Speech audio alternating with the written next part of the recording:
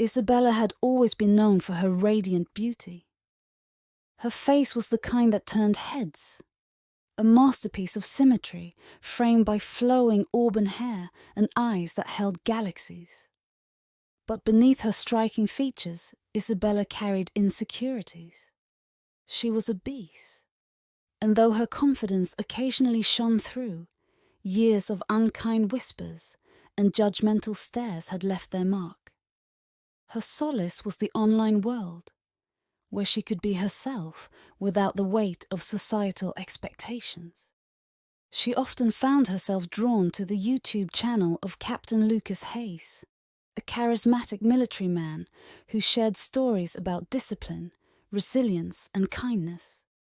His voice was a warm baritone that seemed to reach out through the screen and wrap around her heart. She admired him from afar, never imagining their paths would ever cross.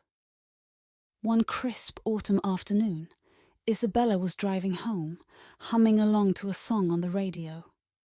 The roads were slick from a recent rain, and as she approached an intersection, another car skidded into her lane. The collision was sudden and jarring. Her car spun, metal crunching and glass shattering, before coming to a halt in a ditch. Darkness closed in around her. Meanwhile, Captain Lucas Hayes had just returned to his hometown for a brief respite from his duties. He was walking to a nearby cafe when he witnessed the accident. His military instincts kicked in, and he sprinted toward the wreckage. "Hang in there!" he called out. His voice steady despite the adrenaline surging through him. Lucas carefully pried open the crumpled door and saw Isabella, unconscious but breathing. Her face was streaked with blood, but even through the chaos, her beauty struck him like a thunderbolt. For a fleeting moment, he felt as if he'd seen her before, though he couldn't place where. When Isabella stirred, her lashes fluttering open, the first thing she saw was Lucas's face, a face she'd only ever seen on her computer screen.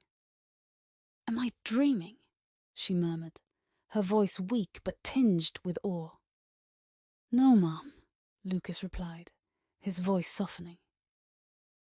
"You're very much alive. I'm here to help." Days later, Isabella woke up in a hospital room, her body sore but on the mend. A bouquet of sunflowers sat on the bedside table, along with a handwritten note. "I'm glad you're okay. I'd like to see you when you're ready. Lucas." Her heart raced. Was this real? Why would someone like him, a man so fit, strong, and celebrated, want to see her? When Lucas visited, he came with a smile that made her feel like the most important person in the world. They talked for hours, sharing stories and laughter. Lucas revealed that he admired her resilience and beauty, both inside and out. For him, it wasn't her size that mattered. It was the light in her eyes, the way she smiled despite the pain, and the kindness in her voice. Isabella, hesitant at first, began to open up. Lucas didn't just see her. He saw her, the woman she was, not the shell she lived in. He encouraged her not to change for anyone else, but to embrace her worth and pursue a healthier life if she wanted, for herself. Months passed, and their bond deepened. Isabella began making small changes, not to fit a societal mold, but to feel better, stronger, and more confident.